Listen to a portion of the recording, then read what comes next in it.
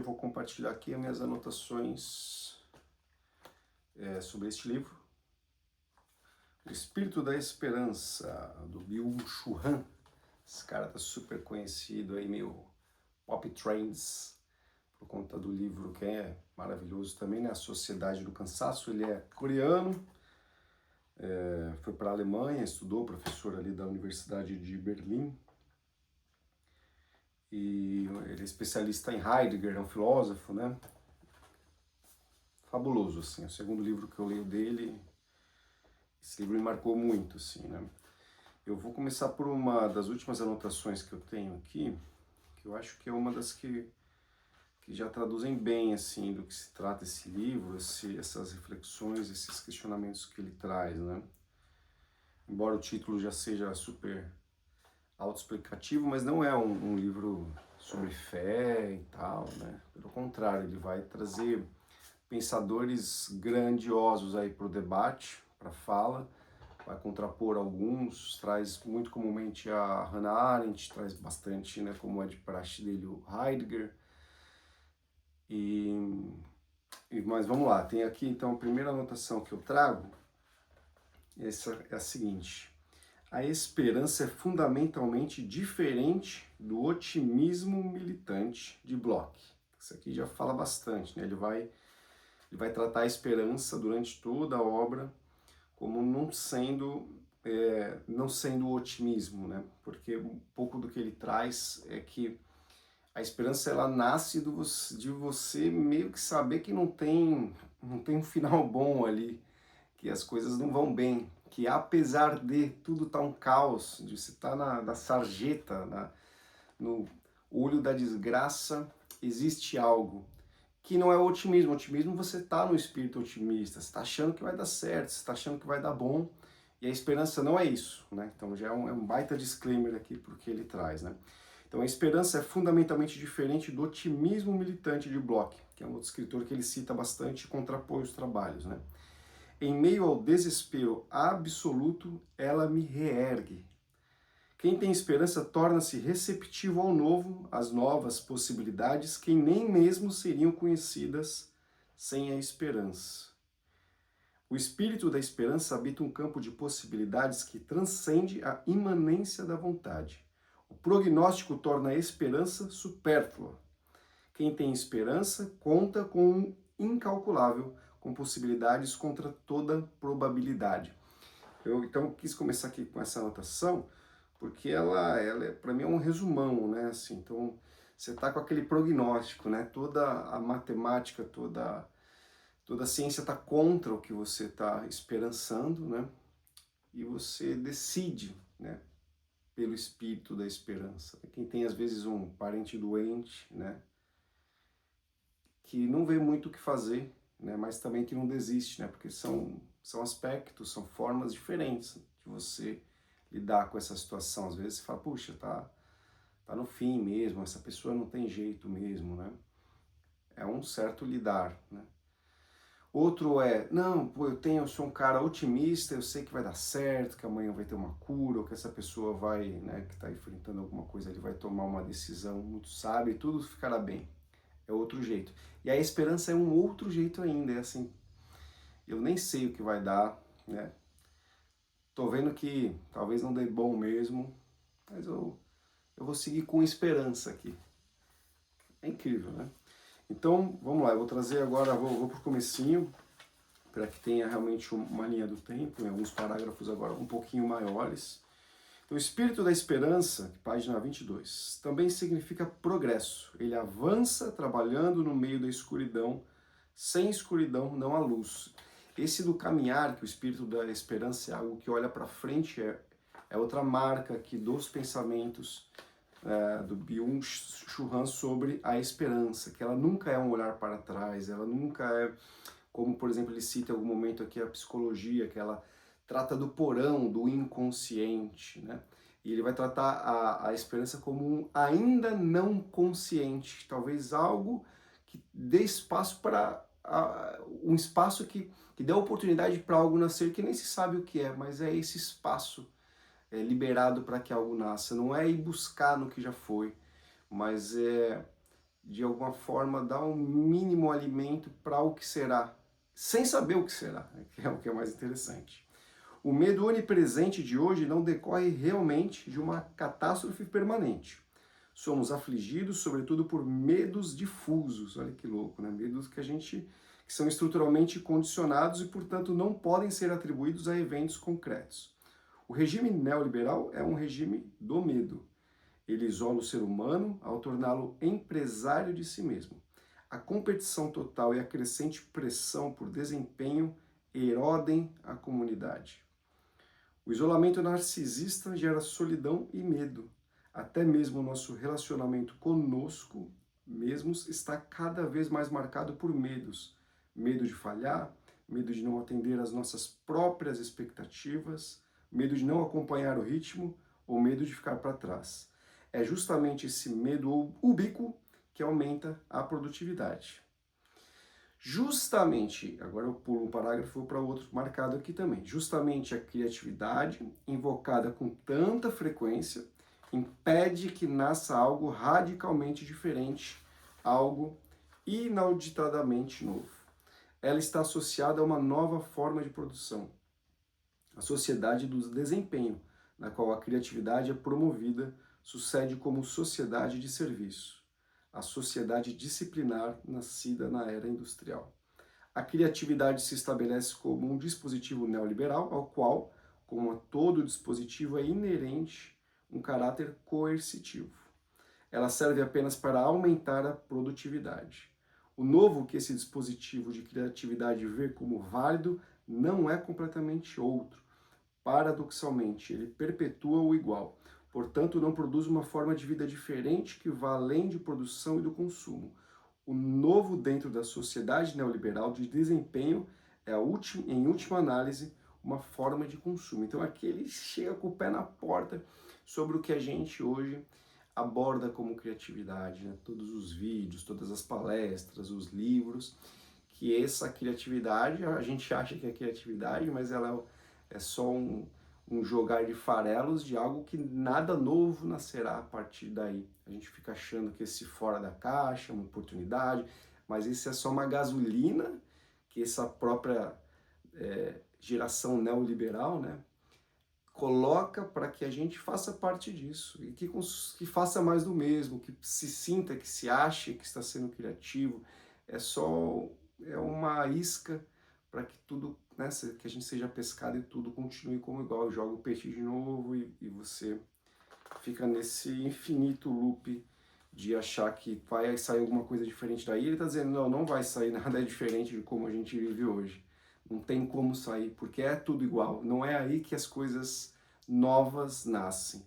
Por quê? Porque ele vai buscar que o realmente novo, ele não nasce de algo que já existe. Ele nasce da oportunidade de algo novo existir.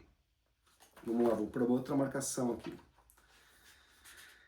Agora eu estou aqui ainda no capítulo 1, né, na página 49, uma marcação que ele faz aqui já falando sobre o trabalho de Nietzsche, né? Com Nietzsche, podemos entender a esperança como um estado especial do espírito que se assemelha a uma gravidez. É linda essa passagem que ele faz e essa metáfora com a gravidez. Ter esperança é estar pronto para o nascimento do novo. Agora vem a citação. Há estado mais consagrado do que o da gravidez? Tudo o que se faz, fazer na calma crença de que, de algum modo, será em proveito do que está se tornando em nós, né? Porque é um pouco o estado da gestação, né? Tudo que a gente está fazendo por aquele bebê, a gente está achando que é em proveito do melhor, é o nosso melhor para o melhor que está por vir, né? De que aumentará seu misterioso valor no qual pensamos com deleite. Você vai lá e cuida, né? Por exemplo, eu, quando a minha esposa estava grávida dos meninos, né? Tudo que você faz com carinho, em prol de que aquela gestação vá bem, de que aquela criança tenha os frutos desse cuidado todo, né? Então se evita muita coisa sem precisar se coagir duramente a si mesmo. Então se suprime uma palavra forte, dá-se conciliadoramente a mão. A criança deve nascer do que há de melhor e mais brando. É isso, né? A pessoa tá com uma gestante, você teria que ser realmente um brutamontes do inferno para ser grosseiro, né? Para travar algum momento desagradável, né? Teria que estar num momento de inconsciência muito grande aqui. Ele diz exatamente isso, que a gente é brando, que a gente é calmo, que a gente sabe que as nossas próprias palavras do lado de fora podem de alguma forma fazer bem ou mal para esse novo que irá surgir, né? Assustamo-nos diante de nossa rispidez e subitaneidade, como se estas vertessem uma gota de desgraça no cálice da vida do amadíssimo desconhecido. Tudo é velado, cheio de pressentimento. Nada sabemos sobre como isso sucede. Esperamos e buscamos estar prontos. Ao mesmo tempo, reina em nós um puro e purificador sentimento de profunda irresponsabilidade, quase como de um espectador perante a cortina fechada. Por quê? Nietzsche aqui, né, nessa menção que o Bill faz dele, do livro dele. Porque a gente realmente não sabe o que vai acontecer, a gente não é que a gente não sabe, a gente não se sente totalmente responsável, porque apesar de tudo que a gente faça, há uma gestação e progresso que dependem de muitos outros fatores que vão além do nosso querer ou do nosso agir. Quase como de um espectador perante a cortina fechada, né? Você não está vendo o que está acontecendo, né? A cortina está fechada, você está lá só torcendo para que seja uma boa peça. Ele cresce, né? O feto cresce, se manifesta. Não temos nada em mãos para determinar nem seu valor, nem sua hora. Dependemos unicamente de qualquer influência indireta, abençoada e defensora. Entre aspas, aqui está crescendo algo maior do que somos. É a nossa esperança mais secreta.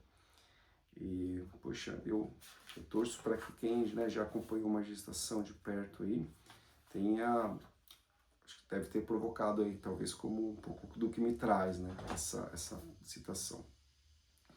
Vamos para uma próxima marcação aqui agora na página 60, e aí o Byung-Chul Han diz, né, a esperança não se refere à ação, ela a precede.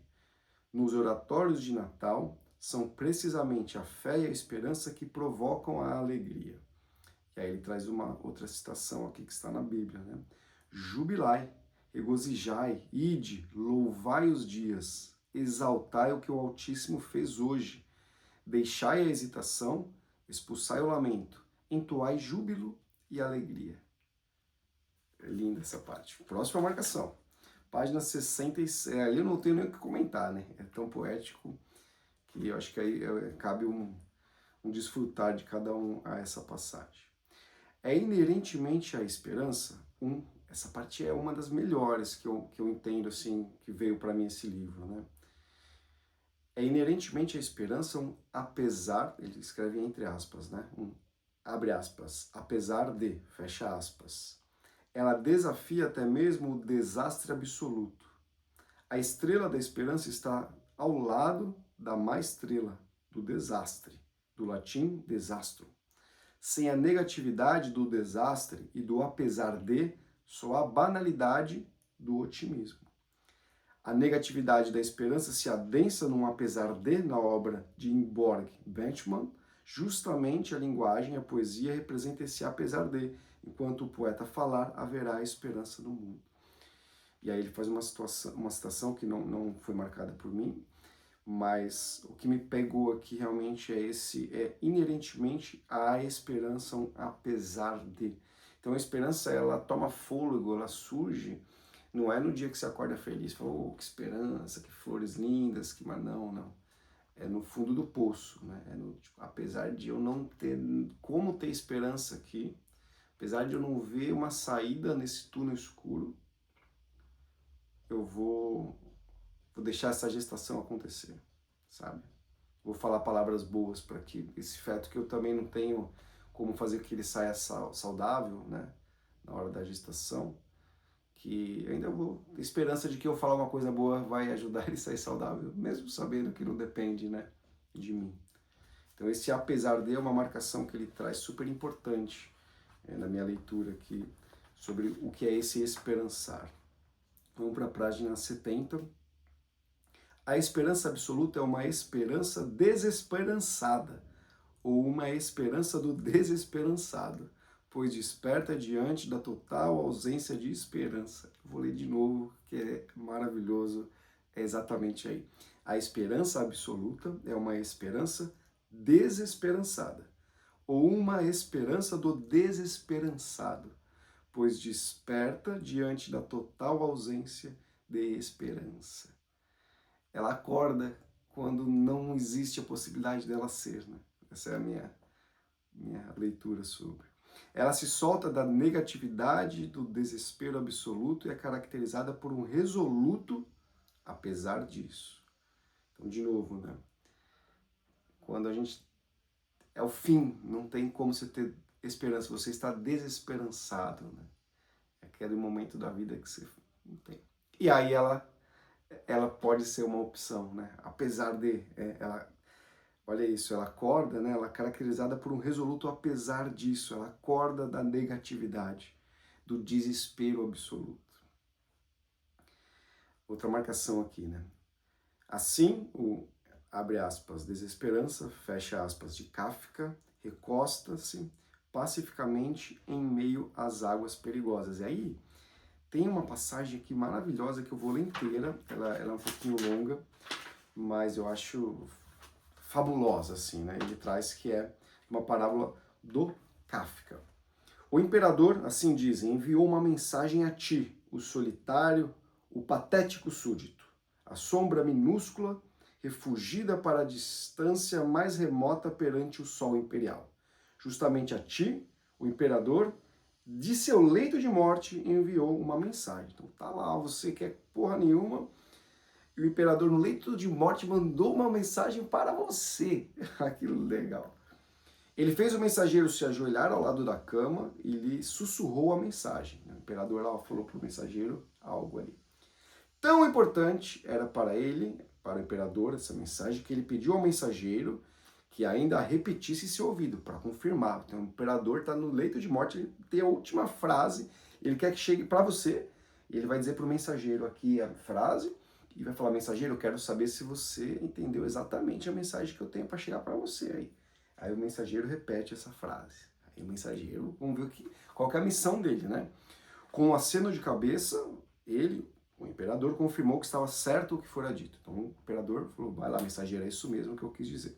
E diante da multidão que assistia à sua morte, todas as paredes obstrutivas foram derrubadas, e nas amplas e elevadas escadarias, os grandes do reino estão de pé em círculo. Diante de todos ele dispensou o mensageiro. Este partiu imediatamente, é um homem forte e incansável. Estirando um braço depois do outro, ele abre caminho pela multidão. O mensageiro correndo, né? Quando encontra resistência, ele aponta para o peito, onde está o sinal do sol, e assim também avança com facilidade como nenhum outro. Mas a multidão é tão grande, suas moradas não têm fim. Se um campo livre se abrisse à sua frente, como ele voaria?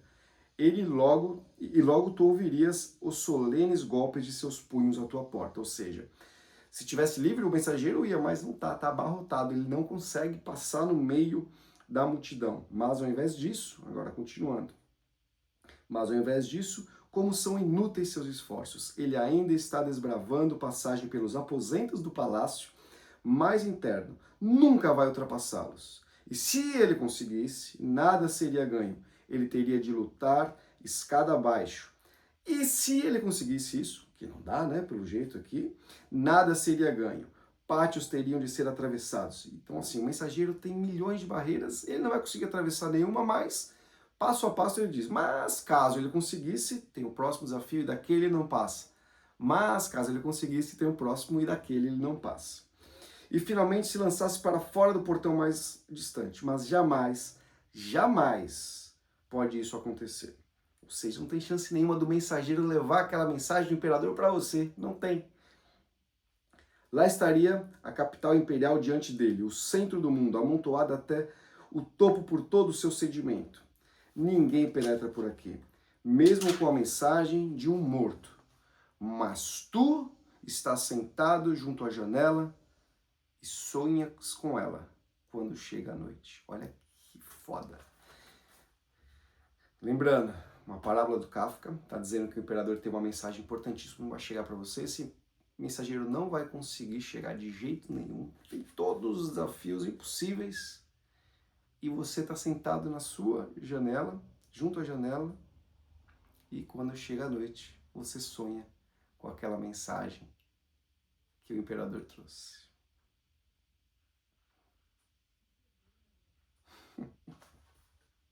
Eu seria um ridículo de comentar alguma coisa sobre isso. É simplesmente maravilhoso. Seguindo quase para o final aqui das marcações que eu fiz, página 104.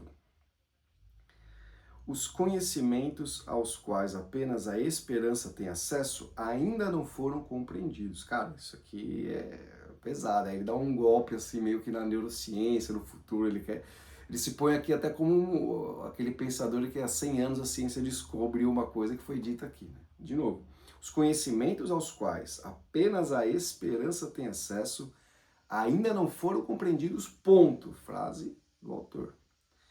Pois ainda não passaram para o consciente e sabido. Maravilhoso. Página 105. De fato, a psicanálise também não gera conhecimentos, mas estes iluminam apenas o passado. Aqui ele está fazendo uma crítica da psicanálise no sentido de que, não falando que ela não deveria existir nem nada disso, mas que o trabalho dela é encontrar o passado, né? Não são regressões, mas progressões que tornam acessíveis o ainda não consciente. Ou seja, aquilo que não está consciente não é indo para trás, mas é indo para frente. São as progressões que tornam acessíveis. O vindouro ou ainda não nascido. Estas são repletas de premonição, pressentimento ou reflexo colorido. O sonho noturno brota do inconsciente, mas o sonho diurno, por outro lado, se alimenta do ainda não consciente. Eu abri falando disso, né? Que ele aborda a esperança não num lugar de inconsciência, mas do ainda não consciente, do pré-consciente. Ele será consciente uma hora, mas ele ainda não é. Isso não está no nosso inconsciente, não está no sonho dormido do Freud, tá? No sonho acordado, né? Na vigília. Quem tem esperança, de acordo com Bloch, não pressente cheiro de porão, mas o ar da manhã. E aí a última passagem que eu trago aqui é a primeira que eu li, e eu acho que ela sintetiza tudo e faço questão então de lê-la novamente, página 107. A esperança é fundamentalmente diferente do otimismo militante. Em meio ao desespero absoluto, ela me reergue. Quem tem esperança torna-se receptivo ao novo, às novas possibilidades que nem mesmo seriam conhecidas sem a esperança. O espírito da esperança habita um campo de possibilidades que transcende a imanência da vontade. O prognóstico torna a esperança supérflua. Quem tem esperança conta com o incalculável, com possibilidades contra toda probabilidade. Até o próximo Anotações.